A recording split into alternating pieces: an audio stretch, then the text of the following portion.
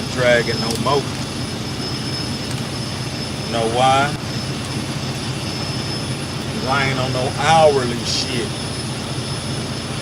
I ain't on no hourly shit, homie. I'm on some trill nigga time. I'm on trill time again. Back on trill time again. Yeah, and I'm thankful, man.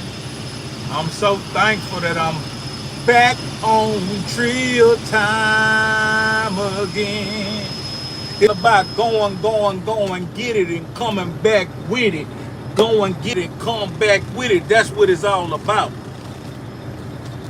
So I'm back on trill time again.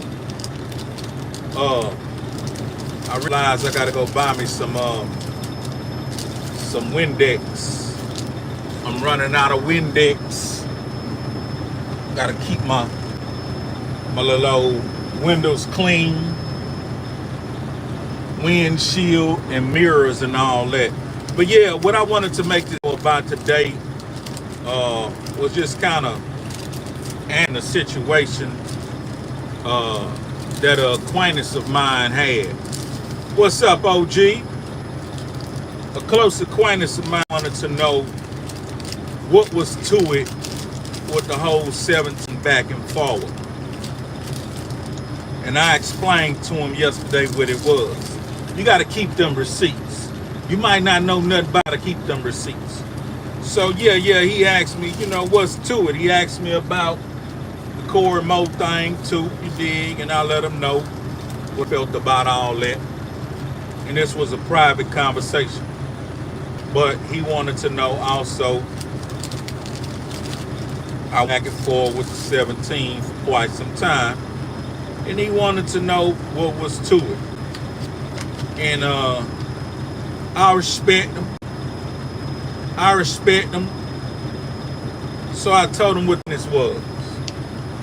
So I'm going to tell y'all what the business is and was what it was, cuz the whole 17 back and forward was pretty much a situation and a circumstance that had been already hatched out. Like, we already had our fallout. Fallout came before the videos.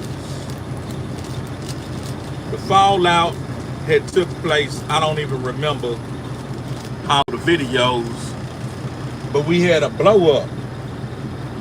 Like a discussion about some shit, and we had a blow up. And I told y'all a few times, perspective on the blow up. My angle on why I was tripping. But to just get down to the core of us engaging online, to me it was like this. We had our few things that we had a discussion about that we agreed to disagree. But when we had the agreement to disagree, it wasn't really broke.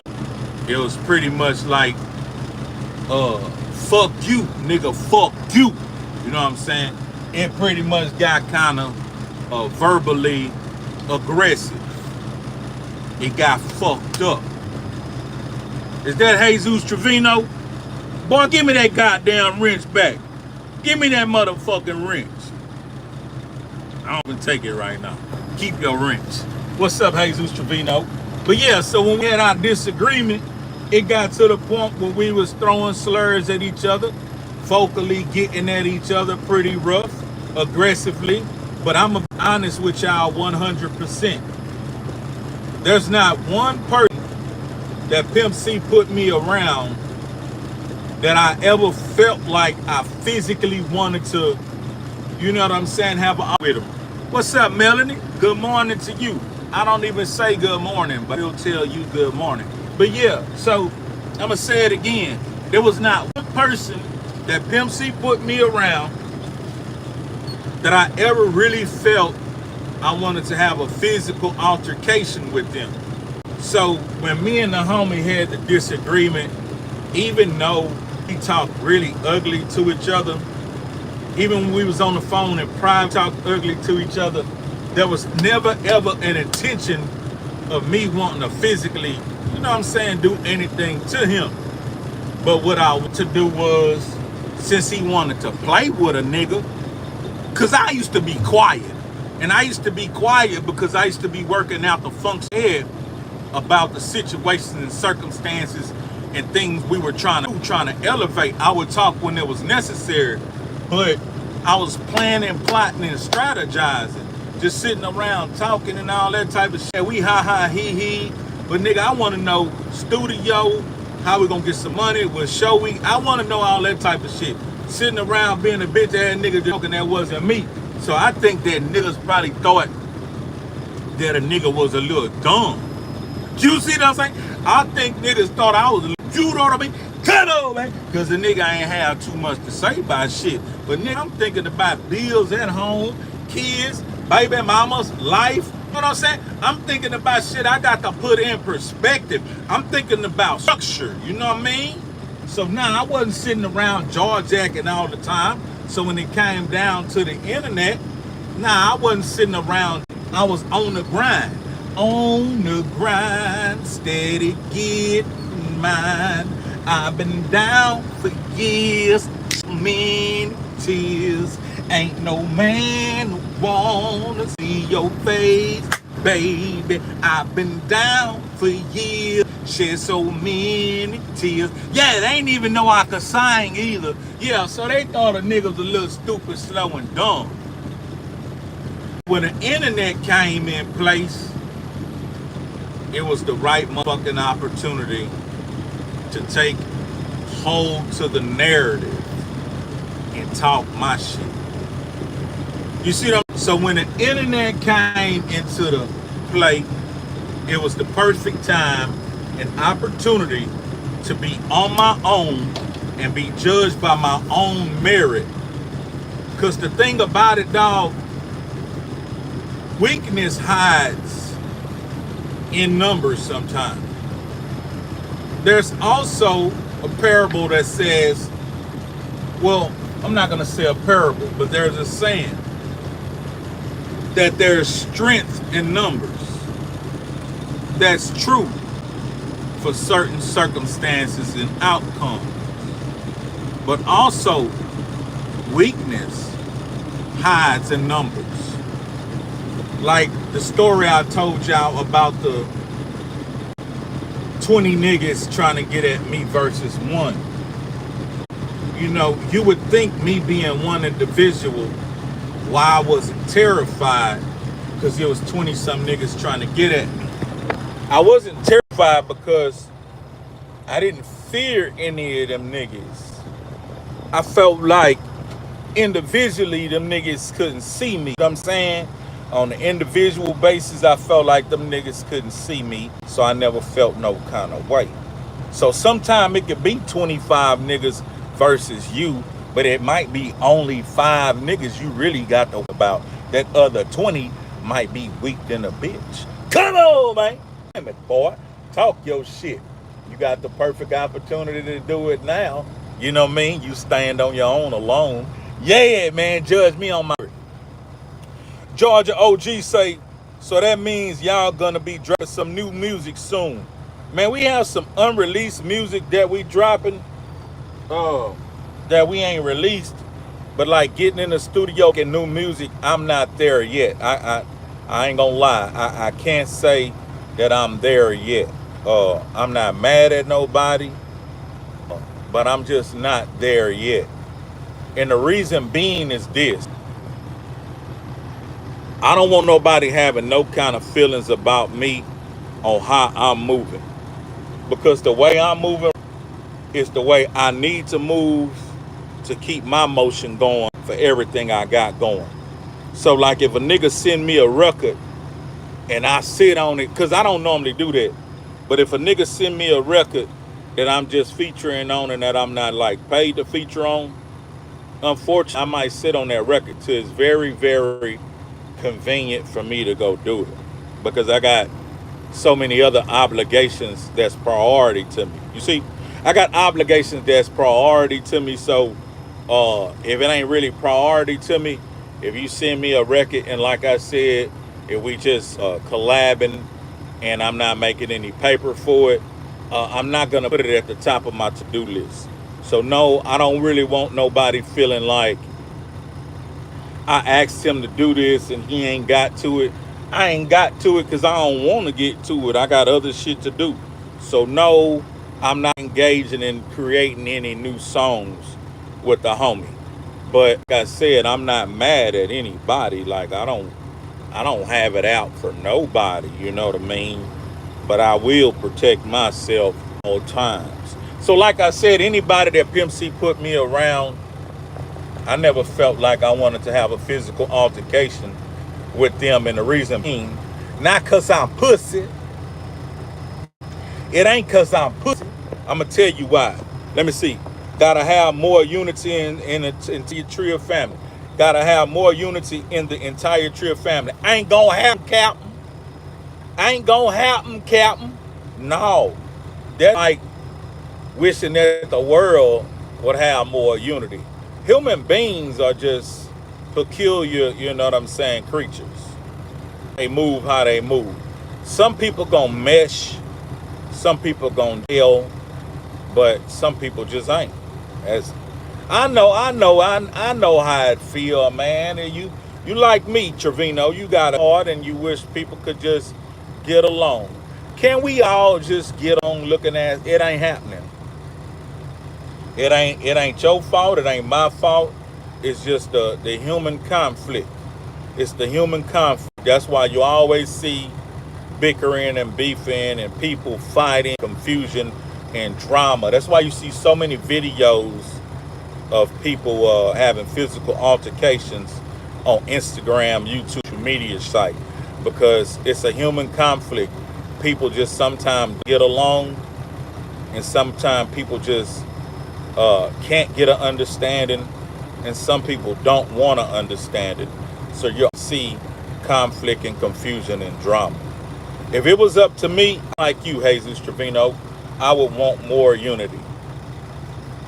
Because I believe the children are our future. That ain't the one I'm looking for.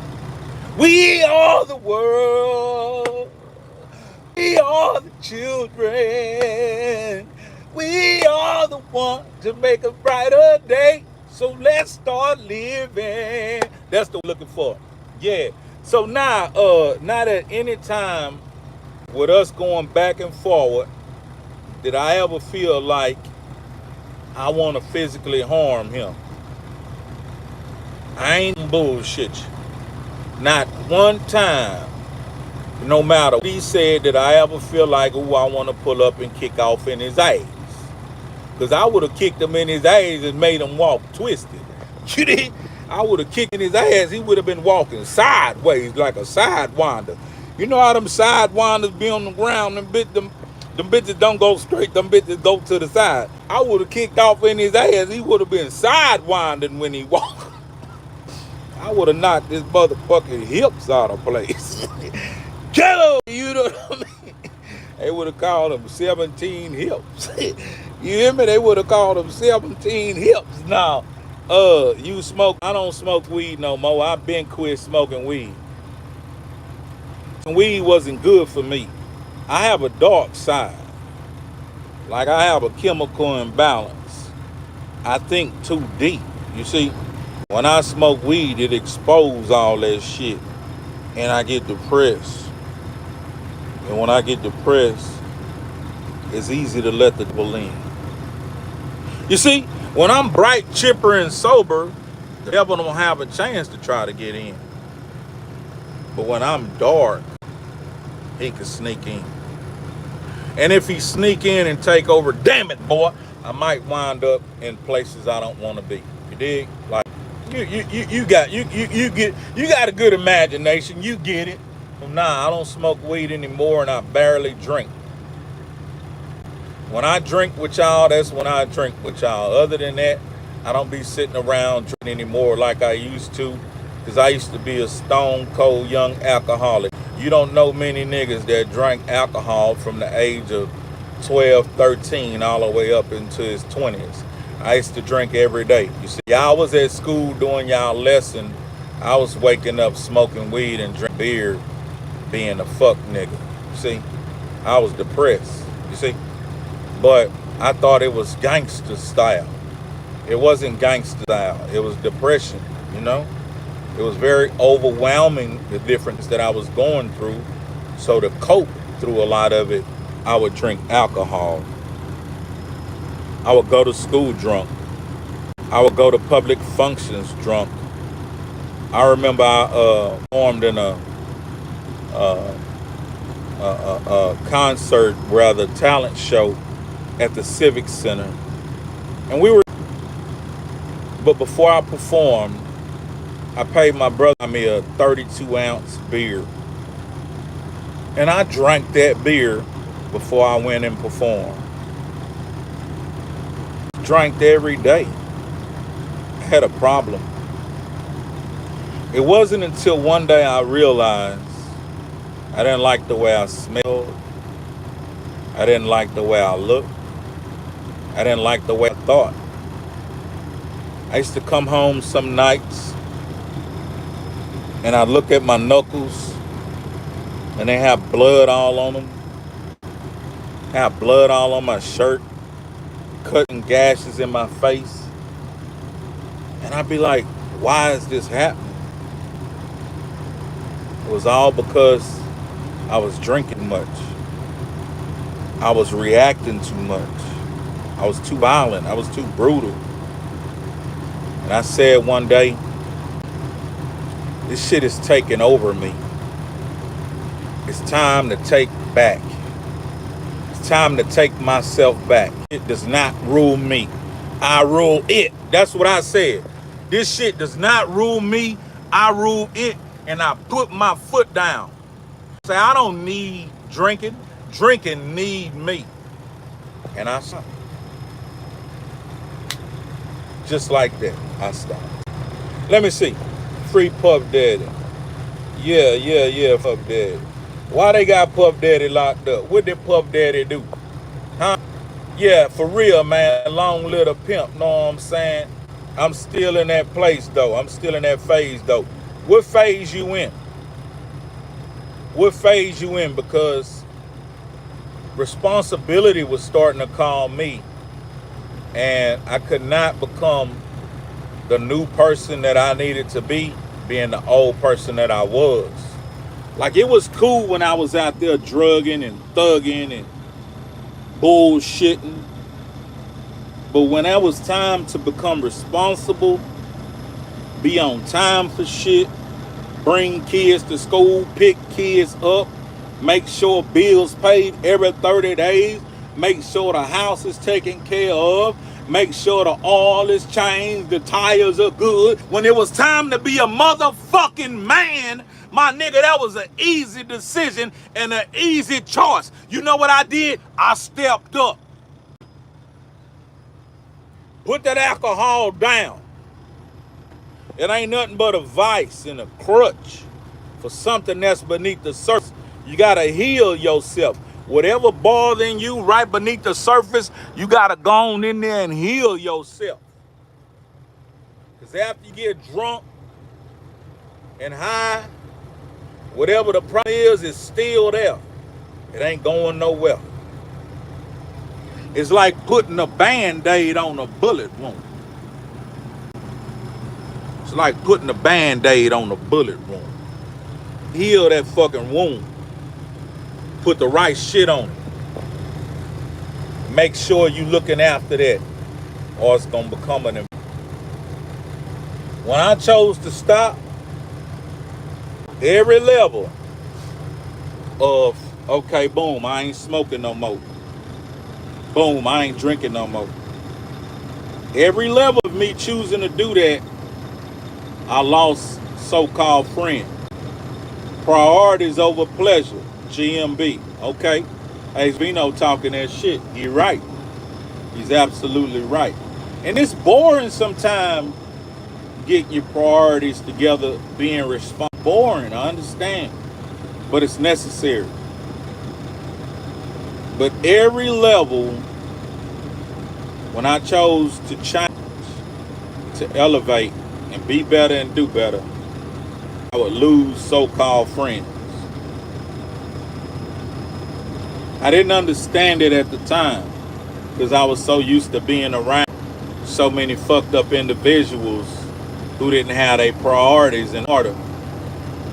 I was used to being around irresponsible people who all were depressed, who all was scared to move forward, and we seemed to jail better that way.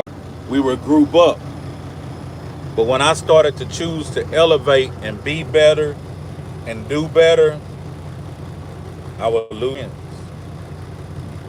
And when I finally got back to rapping and I became Hezeleo, in my mind, I got so many friends and acquaintances, dudes that I done destruction with. Now I'm about to be constructive, positive, and try and create an opportunity for myself and others. Man, it's finna be people at my shows that I know. Because personally, when I was out there being destructive, it was gobs of people willing to be there to help me tear some shit down. But when it was time for me to build, none of those people were there. All of my fans became strangers and new people never met before in my life. And I remember being at a show locally at home. And I thought to myself, when I get on stage, I'm fixing to feel so good because I'm out into the crowd and I'm going to see all these gangsters I know, all these OGs, all these YGs, all my peers. I'm finna look out into the crowd and my niggas gonna be cheering me because they know I'm one of them. They know I'm cut from that cloth. They know if I get an opportunity, I'ma share it. So when I got on that stage and I looked at the crowd, even though it was a lot of people, I didn't see like unfamiliar face.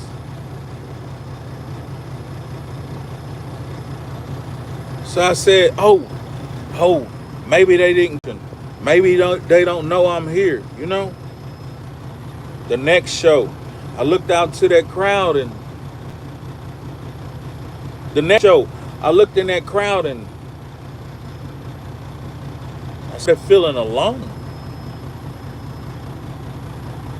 But when I got out into that crowd, I realized something.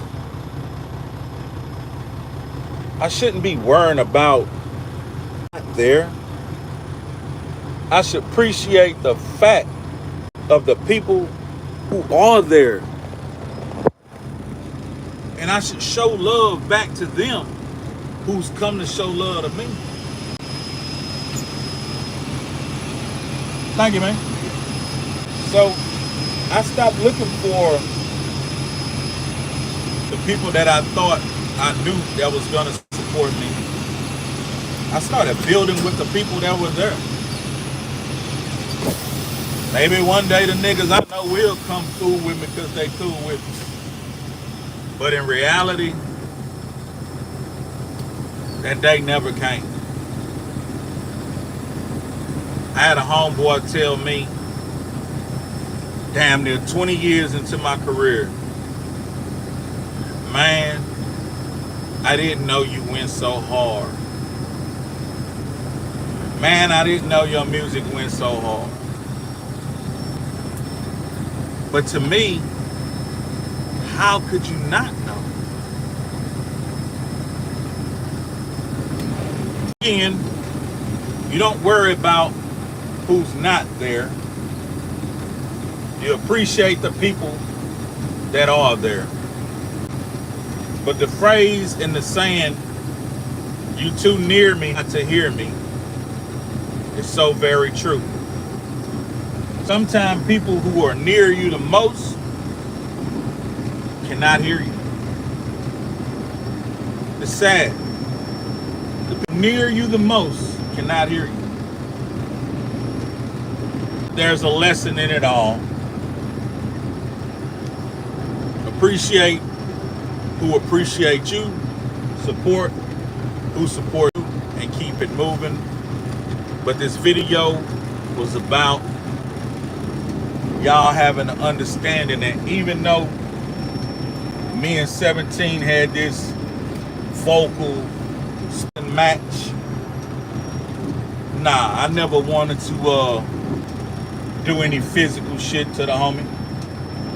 It really was just to put our conversation. It really was just to expose how a nigga perception was, how you think, how I think, and let the people be the judge of it, my nigga. You know what I mean? Show a nigga your perspective, what you thought about the circumstance in the situation, and let the people gauge what they thought about it. That's the game I joined. I didn't join the game and thinking, ooh, when I catch this little nigga, I'm gonna put them paws on him. You know what I mean? I ain't never thought like that about none of the UGK posse. And the reality of the UGK posse, hated them boys and loved them boys. I was glad that I was a part of that and wish that it could have materialized and did everything that's supposed to do. But we can't change the past. All we can do is go from where we at right now. Hopefully we gave y'all some good stories and news, different things of that nature. And there will be more to come. But as a unified coalition and clique, I wouldn't hold my breath on that. I would not hold my breath on that. But check out the individuals and see what they got going on. Because individually, I'm sure we're capable of doing some outstanding work that can be commemorated, that Pimp would be proud of. Now, I'm not going to say all the conduct and antic activities and conversations Pimp would be proud of, but the ultimate being standing on our own, doing what we must, Pimp would be proud. But I got to go get it, and come back with it. No, I'm talking about, I must admit it, I'm done with this one, but I ain't done for the day. I want some more. You know what I'm saying? I got to go.